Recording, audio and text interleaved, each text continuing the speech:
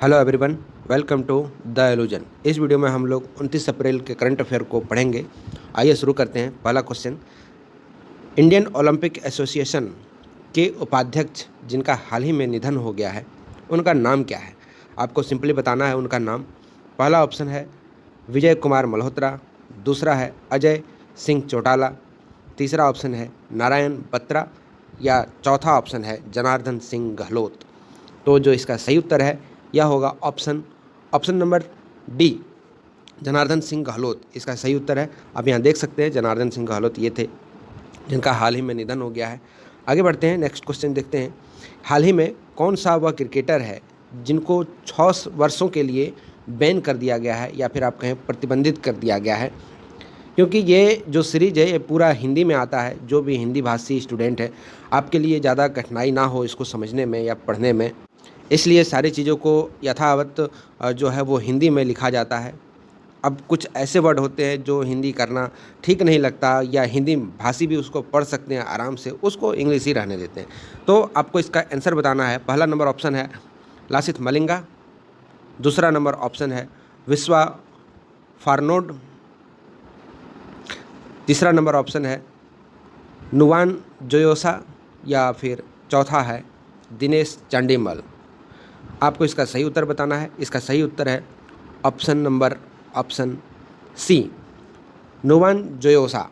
ये जो है ये एक फास्ट बॉलर है श्रीलंका का। आप यहाँ देख सकते हैं ये जो है ये तेज़ गेंदबाज है जिसको कह सकते हैं। और इनको किस चीज़ के लिए इनको बैन किया गया, तो आप यहाँ पढ़ सकते हैं। यहाँ भ्रष्टाचार के लिए विरोधी संहिता के उल्लंघन का दोषी पाया गया और उनको 6 साल के लिए बैन कर दिया गया, मतलब प्रतिबंधित कर दिया गया। और ये क्या थे? ये श्रीलंका के तेज गेंदबाज, ठीक है, ये थे। तो अब भ्रष्टाचार, कौन सी भ्रष्टाचार भाई? इन पर इल्ज़ाम लगा है कि आपने मैच फिक्सिंग किया है।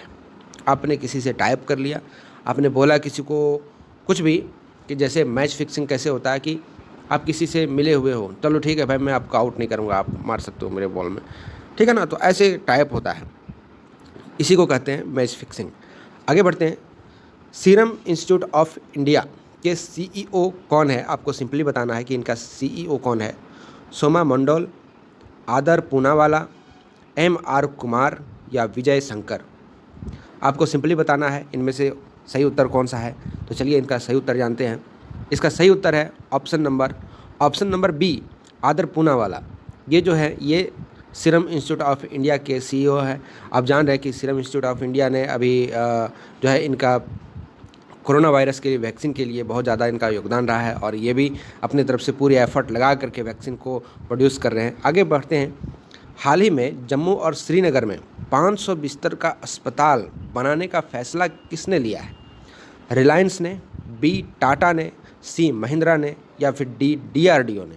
तो इसका जो सही उत्तर है, इसका सही उत्तर है ऑप्शन नंबर डी, DRDO ने अभी हाल ही में ये अनाउंस किया है कि ये जम्मू कश्मीर तो अब रहा नहीं, जम्मू और श्रीनगर में ये 500 बिस्तर का एक अस्पताल बनाएंगे। और ये कहाँ बनने वाला है? तो ये जम्मू और श्रीनगर में बनने वाला है, जिसका फैसला लिया है DRDO ने। ये यहाँ पर जाकर 500 बिस्तर का अस्पताल बनाने वाला है। ये आपसे फ्रिक्वेंटली एग्ज़ाम में पूछ सकते हैं, इस पर कोई डाउट नहीं है कि आपसे ये सवाल नहीं पूछा जाए या पूछा जाए। आपको हमेशा तैयार रहना है ना। तो यदि आपको ये सीरीज़ अच्छा लगता है तो आप दोस्तों के साथ इसको शेयर भी करें दोस्तों, ठीक है ना। आप यहाँ पढ़ सकते हैं कि रक्षा अनुसंधान और विकास संगठन, जिसको DRDO कहते हैं, इन्होंने जम्मू कश्मीर और श्रीनगर में 500 बेड के जो अस्पताल है उसको स्थापित करने का फैसला लिया है। हाल ही में किस देश में अपने स्कूली पाठ्यक्रम में रामायण और महाभारत को शामिल किया है? मतलब स्कूल करिकुलम होता है दोस्तों, आपका कौन सा बुक चलता है ये आपकी सरकार डिसाइड करती है। भारत सरकार जैसे यहाँ पर डिसाइड करती है कि मुझे 1 से लेकर 12 तक के बुक में मुझे क्या पढ़ाना है, इसमें क्या चीज़ ऐसा है जो ऐड करना है। जैसे कि हम लोग यहाँ पर पढ़ते हैं तो इसमें हम लोग वर्ल्ड हिस्ट्री भी पढ़ते हैं, अपना भी पढ़ते हैं, कुछ और भी पढ़ते हैं, मुग़ल भी पढ़ते हैं। मतलब एक मिला करके सभी का बराबर हिस्सा है। यहाँ पर आप सभी को पढ़ते हैं। लेकिन कुछ ऐसे भी चीज़ें हैं जो हम लोगों को नहीं पढ़ाया जाता है, जैसे कि पढ़ तो लेते ही हैं, लेकिन कुछ ऐसा है जिसके बारे में हम लोग डीपली नहीं जान पाते। हम लोग जैसे कि हड़प्पाकालीन सभ्यता के बारे में पूर्ण रूप से जानते हैं, है ना? लेकिन उसी के सिमिलर कहीं और सभ्यता चल रही होती है, जैसे कि मिस्र की सभ्यता, है ना? जिसको इजिप्ट कहते हैं अभी, जहाँ हाल ही में एक नाव जो है वो फंस गया था स्वेज कैनाल में, वो मिस्र देश में है, इजिप्ट में है। उस वहाँ पर जब मेसोपोटामियन सभ्यता था तो उसके बारे में हम लोग बहुत कुछ नहीं जानते हैं। उसके बाद जो मिस्र में क्या कहते हैं पिरामिड बने हुए हैं, उन सभी के बारे में बहुत सारा डिटेल चीज़ हम लोगों को नहीं पढ़ाया जाता है। बहुत सारी ऐसी चीज़ें हैं जैसे कि चाइना में उस समय एक मतलब जैसे कि यहाँ का जैसे सभ्यता था, पुरानी सभ्यता, वैसे ही वहाँ पर भी चल रही थी। वो भी हम लोगों को उतना अच्छे से नहीं जानते, जितना अपने देश का जानते हैं उतना उन सभी के बारे में नहीं जानते। तो कहीं ना कहीं हम लोग उन सभी चीज़ों से वंचित रह जाते हैं। तो ये डिसाइड कौन करता है? ये भारत सरकार डिसाइड करती है कि क्या हमें बच्चों को पढ़ाना है और क्या नहीं पढ़ाना है। तो इसी को ध्यान में रखते हुए हाल ही में किस देश ने यह निर्णय लिया है कि वह अपने स्कूली पाठ्यक्रम में या फिर स्कूली करिकुलम में वो रामायण और महाभारत को शामिल करेंगे। ऑप्शन ए है पाकिस्तान, ऑप्शन बी है सऊदी अरब, ऑप्शन सी ईरान या ऑप्शन डी इराक। तो आप इसका उत्तर दे सकते हैं। चलिए इसका उत्तर जानते हैं। इसका सही उत्तर है ऑप्शन नंबर बी, सऊदी अरब। सऊदी अरब जो है यही हाल ही में इन्होंने निर्णय लिया कि अब अपने स्कूली पाठ्यक्रम में रामायण और महाभारत को ये अब पढ़ाएंगे। और मैं आपको बता दूं, एक यही ऐसा देश है जहां पर पहले ये नियम कानून था कि आप यहाँ किसी भी अदर रिलीजन को यहाँ आप सरप्लस नहीं कर सकते हैं, इसका आप प्रैक्टिस नहीं कर सकते। यहाँ पर अलग अलग नियम कानून है। तो इन सभी चीज़ों को अब धीरे धीरे जो है मॉडर्नाइजेशन करते हुए यहाँ पर एक चीज़ और बनाई जा रही है, जो है हिंदू टेम्पल। एक बहुत बड़ा सा हिंदू टेम्पल जो है यहाँ पर बनाया जा रहा है। अब देखा जाता है कि ये कब तक बनकर तैयार होता है। जैसे ही इस पर कुछ अपडेट आता है या फिर नया कुछ इस पर समाचार आता है तो अब तक एक डेडिकेटेड वीडियो मैं लेके ही चला आऊँगा। तो खैर आगे बढ़ते हैं नेक्स्ट क्वेश्चन की ओर। न्यायमूर्ति राजेश बिंदल को किस उच्च न्यायालय का कार्यवाहक मुख्य न्यायाधीश नियुक्त किया गया है? Option A Calcutta, option B Mumbai, option C Madras या ऑप्शन डी दिल्ली। तो इसका जो सही उत्तर है दोस्तों, यह है ऑप्शन नंबर ए कलकत्ता। जो न्यायमूर्ति जो हैं राजेश बिंदल जी को ये कलकत्ता में इनको नियुक्त किया गया है और यहाँ का कार्यभार इनको दिया गया है। नेक्स्ट क्वेश्चन देखते हैं। दुनिया का सबसे शक्तिशाली मौसम जलवायु परिवर्तन सुपर कंप्यूटर का निर्माण की योजना किस देश ने बनाई है या किस राष्ट्र ने बनाई है? Option A USA, option B Germany, option C Britain या ऑप्शन डी चाइना। तो इसका जो सही उत्तर है यह होगा ऑप्शन नंबर सी ब्रिटेन। इन्होंने ही कहा है कि हम ऐसा कंप्यूटर बनाएंगे जो सबसे ज़्यादा शक्तिशाली होगा। किस मामले में? तो मौसम और जलवायु परिवर्तन को देखने के लिए या उसको एनालाइज करने के लिए। आगे बढ़ते हैं। अल्बर्ट पाहिम पढ़के जो हैं इसको किस देश के अंतरिम प्रधानमंत्री के रूप में नामित किया गया है?